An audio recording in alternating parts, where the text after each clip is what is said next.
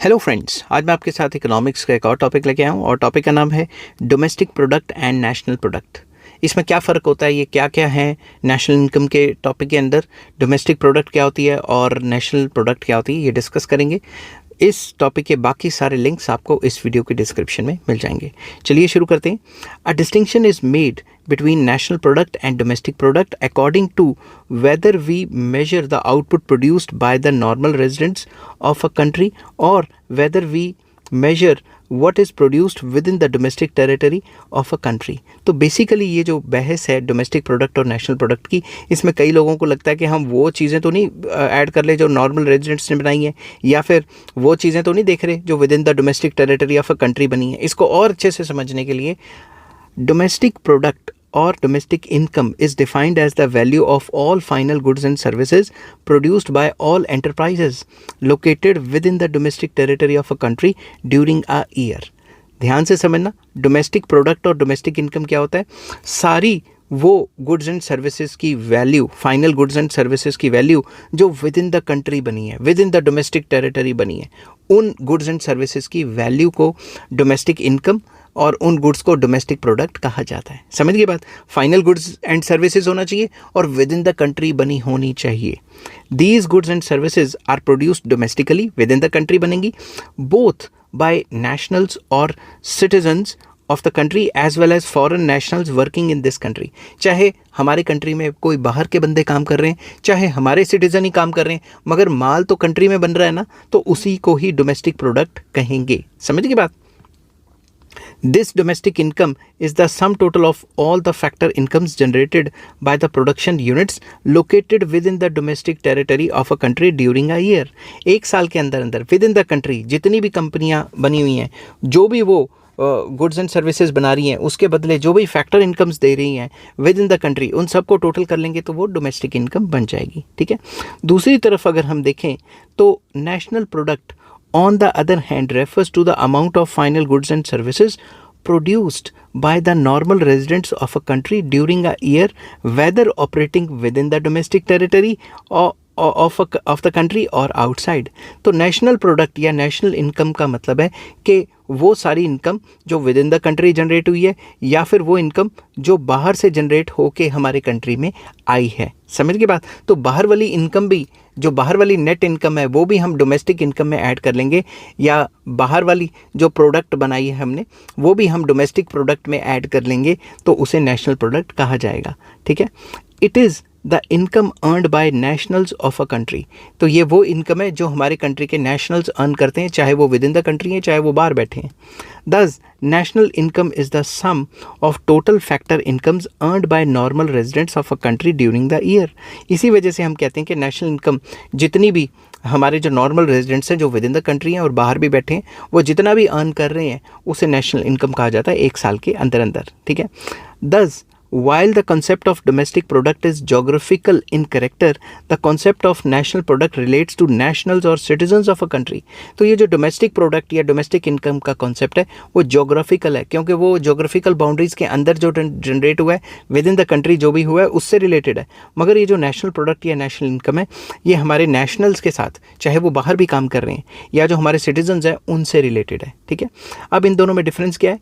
The distinction between domestic product and national product arises because of the fact that modern economies are open economies having interactions with the rest of the world in the form of exports and imports of goods and services, flows of factor incomes etc।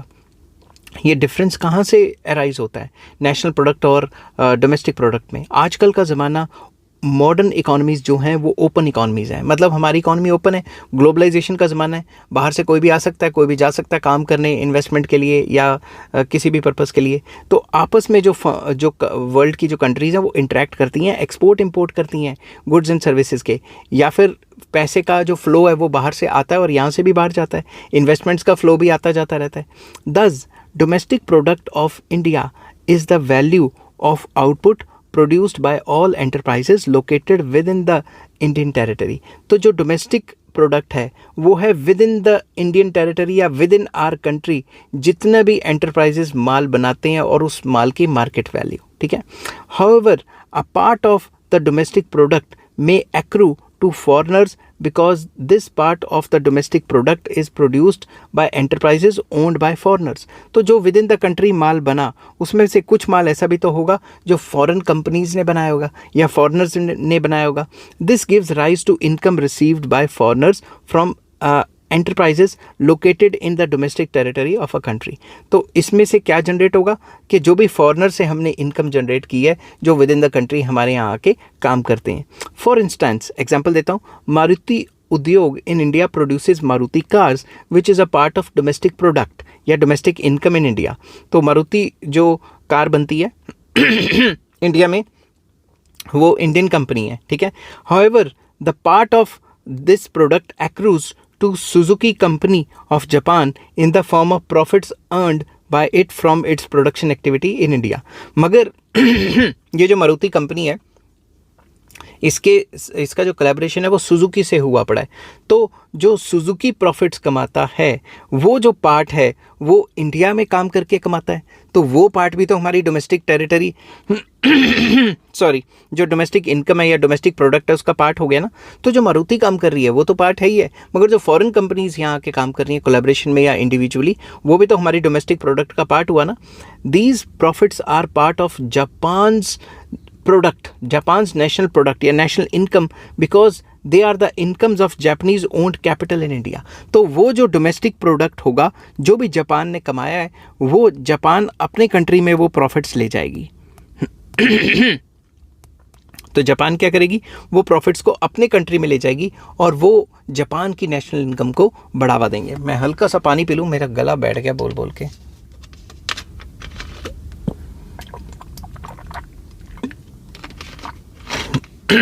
हाँ अब ठीक है.